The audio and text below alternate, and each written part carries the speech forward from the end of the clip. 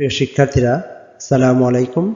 আমার অনলাইন ক্লাসে তোমাদের স্বাগতম জানাচ্ছি। আমি মোহাম্মদ সোহেল রানা। আজ আমরা তরলের ভিতরের চাপ সম্পর্কে জানার চেষ্টা করব ইনশাআল্লাহ। আশা করি শেষ পর্যন্ত তোমরা আমার সাথে ক্লাসে থাকবে। প্রিয় শিক্ষার্থীরা, এখানে একটি বিকারে কিছু পরিমাণ তরল পদার্থ আছে এবং এই বিকারে একটা সিলিন্ডার ডোবানো হয়েছে, যে সিলিন্ডারের নিচের পৃষ্ঠের ক্ষেত্রফল হচ্ছে এ এবং এই সিলিন্ডারের উচ্চতা এইচ। তাহলে সিলিন্ডারের নিচের পৃষ্ঠের ক্ষেত্রফল এ, সিলিন্ডারের উচ্চতা এইচ। আমরা জানি ক্ষেত্রফলকে উচ্চতা দিয়ে গুণ করলে সিলিন্ডারের আয়তন পাওয়া যাবে, অর্থাৎ AH। তরলের ঘনত্ব রো। আমরা জানি যে কোনো তরল পদার্থের ঘনত্বকে রো দ্বারা প্রকাশ করা হয়। এক এক তরলের ঘনত্বের মান এক এক রকমের, অর্থাৎ রো এর মান এক এক রকমের। যাই হোক, এই সিলিন্ডারের মধ্যে যতটুকু তরল থাকবে তাকে বলবো তরলের ভর। তরলের ভর পাওয়া যাবে আয়তনকে ওই তরলের ঘনত্ব দিয়ে গুণ করলে, কেননা তরলের ভর সমান সমান আয়তন গুণন ঘনত্ব। অর্থাৎ এই তরলের ভর হচ্ছে AH রোজি, অর্থাৎ আয়তন এবং ঘনত্বের গুণফল। এখন আমরা দেখার চেষ্টা করব তরলের ভর AH রোজি এই তরলকে পৃথিবী কতটুকু বল দ্বারা আকর্ষণ করে। আমরা জানি পৃথিবী কোনো বস্তুকে যে বল দ্বারা আকর্ষণ করে তাকে তার ওজন বলা হয়। আমরা F = mg এই সূত্রটা ভালোভাবে জানি, অর্থাৎ কোনো বস্তুকে পৃথিবী যতটুকু বল দ্বারা আকর্ষণ করবে এটা হবে তার ওজন। অর্থাৎ m ভরের এই তরলকে পৃথিবী যে বল দ্বারা আকর্ষণ করবে সেটা হবে এই তরলের ওজন। অর্থাৎ m এর মান যেহেতু আমরা জানি, তাহলে m এর মান যদি আমরা এখানে বসিয়ে দিই তাহলে এই তরলের ওজন আমরা পেয়ে F = mg। m এর মান বসিয়ে দিলাম AH রো আর g রয়ে গেল, অর্থাৎ F এর মানটা আমরা পেয়ে গেলাম। অর্থাৎ এই সিলিন্ডারের ভিতরে যতটুকু তরল ছিল সেই তরলকে পৃথিবী AH রো g বল দ্বারা আকর্ষণ করছে, অর্থাৎ এই তরলের ওজন AH রো g, অথবা এই তরলকে পৃথিবী যে বল দ্বারা আকর্ষণ করছে সেই বলের মান হচ্ছে AH রো g। এই সিলিন্ডারটা এখানে কি পরিমাণ চাপ দিচ্ছে, এই বল থেকে আমরা চাপ বোঝার চেষ্টা করব। আমরা জানি চাপ P = F/A, অর্থাৎ একক ক্ষেত্রফলের উপর প্রযুক্ত বলকে চাপ বলা হয়।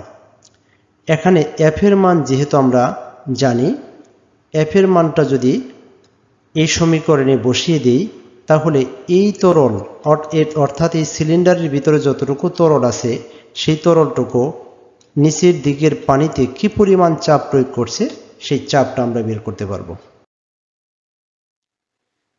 অতএব আমরা F এর মান বসিয়ে দিলাম। F এর মান বসিয়ে দিলে A এবং A যদি কেটে ফেলি তাহলে P এর মান আমরা পেয়ে যাই।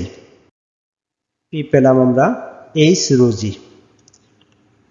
প্রিয় শিক্ষার্থীরা, এখানে একটু লক্ষ্য রাখবে, এই সমীকরণে P প্রেসার বা চাপ, H হচ্ছে গভীরতা, রো হচ্ছে তরলের ঘনত্ব এবং G হচ্ছে অভিকর্ষ ত্বরণ। এই G অভিকর্ষ ত্বরণ এবং তরলের ঘনত্ব এই দুটো জিনিস নির্দিষ্ট। যেহেতু নির্দিষ্ট, তাহলে এখানে P এবং H এই দুইটা জিনিস আমরা পেয়ে যাই P = H।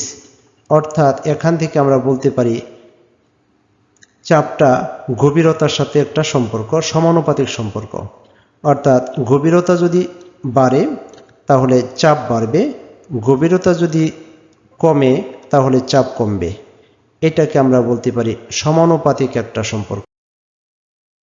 অর্থাৎ নির্দিষ্ট ঘনত্বের তরলের গভীরতার সাথে সাথে চাপ বাড়তে থাকে।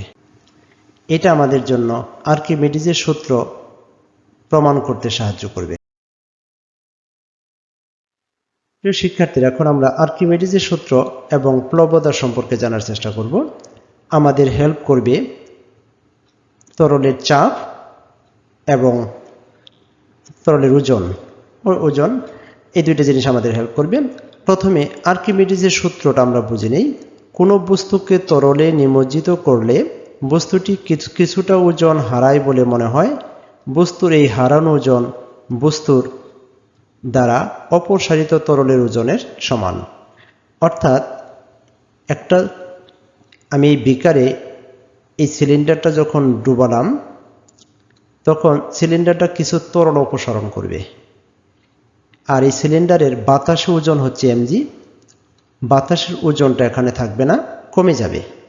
অর্থাৎ যতটুকু ওজন কমবে, এখান থেকে পানিতে যতটুকু কমবে, এই অপসারিত তরলের ওজন ঠিক তার সমান ওজন হবে।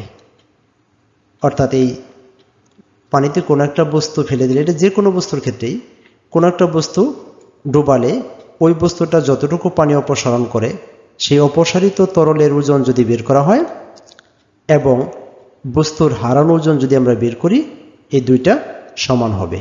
এটাই হচ্ছে আর্কিমিডিজের সূত্র। কোনো বস্তুকে তরলে আংশিক বা সম্পূর্ণ নিমজ্জিত করলে, আমরা একটা বস্তুকে যদি তরলে আংশিক ডুবিয়ে দিই অথবা সম্পূর্ণ নিমজ্জিত করি, তাহলে ওই তরল বস্তুটির উপর মোট যে ঊর্ধ্বমুখী বল প্রয়োগ করে তাকে প্লবতা বলে। অর্থাৎ এই সিলিন্ডারটাকে যখন আমরা তরলে ডুবালাম, এই সিলিন্ডারকে নিচের দিক থেকে তরল পদার্থ একটা চাপ দিবে। এই চাপটা অর্থাৎ মোট যে চাপটা দিবে সেই চাপকে বলবো আমি ঊর্ধ্বমুখী বল, আর এটাকে বলা হয় প্লবতা। আর প্লবতার একটা সমীকরণ আছে, প্লবতা equal to V rho G. V হচ্ছে তার আয়তন, এইচ হচ্ছে ওই তরলের ঘনত্ব এবং জি হচ্ছে অভিকর্ষ ত্বরণ।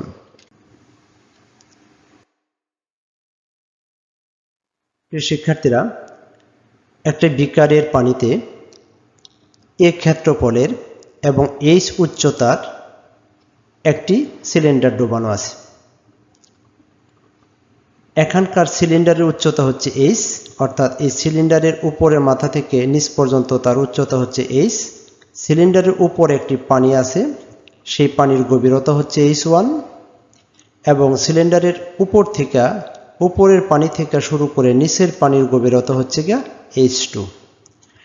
H2 গভীরতা বেশি, অর্থাৎ সিলিন্ডারের নিচের পৃষ্ঠটা H2 গভীরতায় আছে আর উপরের পৃষ্ঠটা H1 গভীরতায় আছে।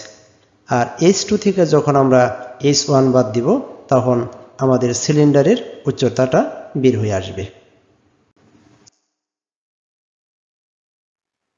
প্রিয় শিক্ষার্থীরা, আমরা তরলের ভিতরের চাপে দেখেছিলাম,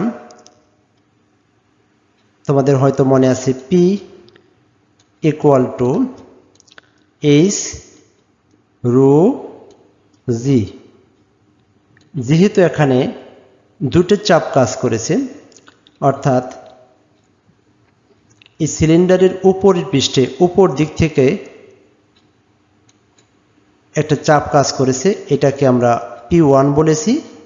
আর এখানে গভীরতা হলো H1, এই জন্যই আমরা H1 নিয়েছি। আবার দেখো, নিচের দিকে একটা চাপ কাজ করেছে, উপরের দিকে ঊর্ধ্বমুখী বল, এটাকে আমরা মনে করব P2। এখানে গভীরতা ছিল H2। আশা করি বুঝতে পেরেছ যে এখানে P equal to H rho G কীভাবে P1 is equal to H1 rho G হলো। আশা করি বুঝতে কোনো সমস্যা হয়নি। দেখো, আমরা জানি P ইকুয়াল টু F/A, অর্থাৎ একক ক্ষেত্রফলের উপর প্রযুক্ত বলকে বলা হয় চাপ। অর্থাৎ আমরা যেহেতু এই সমীকরণটা জানি, আমরা এখান থেকে যদি একটু আর গুণন করে দেই তাহলে আমরা পেয়ে যাব F1 ইজ ইকাল টু, অর্থাৎ আমরা এখান থেকে এই সূত্রটা পেয়ে যাব। আমরা আর গুণন করে F1 is equal to AP1। এখন দেখো এই P1 এর মানটা যদি আমরা বসিয়ে দিই, এই সমীকরণে বসিয়ে দিই, অর্থাৎ এই সিলিন্ডারের আমরা প্রথম চাপটা বোঝাচ্ছি। এই সিলিন্ডারের উপরের পানিটা নিচের দিকে যে চাপটা প্রয়োগ দিবে সেই চাপটাকে বলছি আমরা P1 চাপ। এই P1 চাপ দিতে যে পরিমাণ বল দরকার হবে সেটাকে বলবো আমরা F1। এই F1 এর মধ্যে P1 এর মানটা আমরা বসিয়ে দিয়েছি। এই P1 এর মানটা আমরা F1 এ বসিয়ে দিয়েছি। তাহলে H1 রোজি, অর্থাৎ উপরের সিলিন্ডারের উপরে যে পানিটা ছিল সেই পানিটা নিচের দিকে একটা নিম্নমুখী বল প্রয়োগ করবে, সেই বলের মান হচ্ছে H1 রোজি।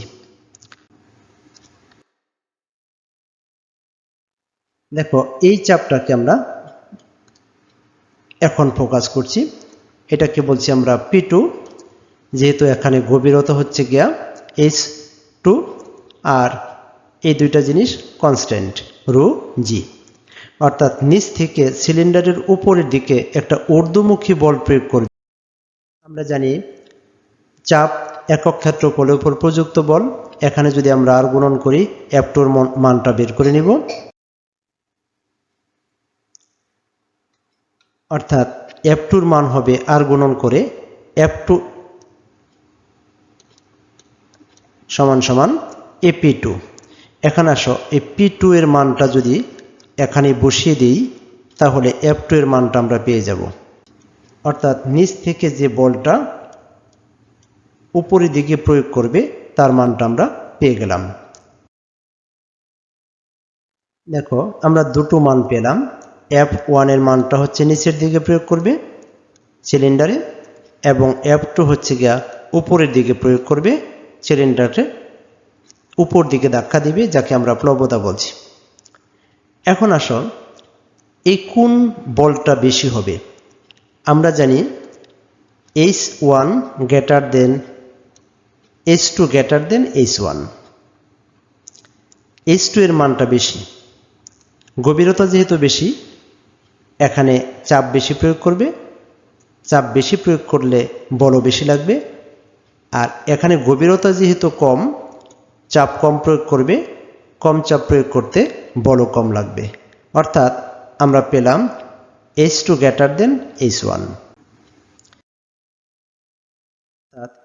H2 গভীরতায় যে বল প্রয়োগ করতে যে বলটা লাগে তাকে বলবো আমরা F2, এটা H1 হবে। প্রিয় শিক্ষার্থীর এটা H1 হবে। তাহলে আমরা F এর মানটা পাবো টোটাল, অর্থাৎ দুইটার পার্থক্যটা পাবো F2 মাইনাস F1 করলে, F2 থেকে যদি F1 বাদ দিই তাহলে F অর্থাৎ টোটাল প্লবতাটা আমরা পেয়ে যাব, অর্থাৎ নিচের দিক থেকে যে মোট বলটা প্রয়োগ করে সেটা আমরা মানটা পেয়ে যাব।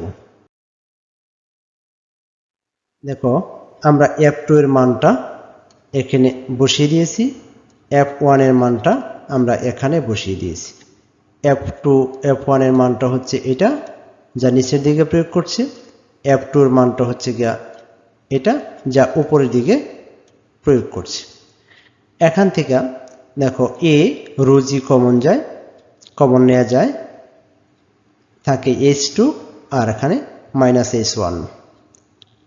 আমরা আগে জানি H2 থেকে, দেখো H2 থেকে যখন আমরা H1 বাদ দিব তখন আমরা Hটা পেয়ে যাব, অর্থাৎ আমি এটা রয়ে গেল রো এবং জিটা রয়ে গেল, আর H2 থেকে যদি H1 বাদ দেই তাহলে আমরা সিলিন্ডারের উচ্চতা পেয়ে যাব। অর্থাৎ এই সিলিন্ডারের উপর যে বলটা প্রয়োগ হয়, এই সিলিন্ডারের যে বলটা দিয়ে, এই সিলিন্ডারকে যে বলটা দিয়ে পৃথিবী টানে তার মান হচ্ছে AH রোজি। আমরা ঠিক প্রথম দিকে যখন আমরা দেখেছিলাম তরলের ভিতরের চাপ, তখনও কিন্তু ছিল সেই চাপের অর্থাৎ সেই চাপটা দিতে যে পরিমাণ বল দরকার ছিল তার মান ছিল AH রোজি। আমরা এই যে AH রোজি আমরা বলতেই পারি ঊর্ধ্বমুখী এই বলকেই আমরা বলি প্লবতা। তাহলে আমরা দেখলাম যে কোনো বস্তুকে পানিতে নিমজ্জিত করলে এই বস্তুটার উপরের পানি নিচের দিকে একটা নিম্নমুখী বল ক্রিয়া করে এবং তার ঘনত্বের কারণে পানির ঘনত্বের কারণে নিচের দিক থেকে উপরের দিকে একটা বল কাজ করে। এই নিচের দিকের বল ঊর্ধ্বমুখী বলটাকে বলবো আমরা প্লবতা। আর এই সময়ে দুটো ঘটনা ঘটে, একটা হচ্ছে বস্তুটার কিছু ওজন হারায়, এই হারানো ওজন এবং বস্তু দ্বারা অপসারিত তরলের ওজন এই দুইটা কি হবে, সমান হবে। এটা হচ্ছে গিয়া আর্কিমিডিসের সূত্র। এবং নিচ থেকে পানিটা উপরের দিকে যে বলটা প্রয়োগ করে এটাকে বলা হয় প্লবতা। আশা করি আজকের ক্লাসটা তোমরা কিছুটা হলে বুঝতে পারবে যদি একটু মনোযোগ সহকারে দেখো। যাই হোক, যদি ক্লাসটা তোমাদের ভালো লাগে তাহলে আমার চ্যানেলটি তোমরা সাবস্ক্রাইব করবে, ভিডিওটি লাইক এবং শেয়ার করবে এই প্রত্যাশা রেখে আজকের মতো এখানে শেষ করছি। সবাই ভালো থেকো। আসসালামু আলাইকুম।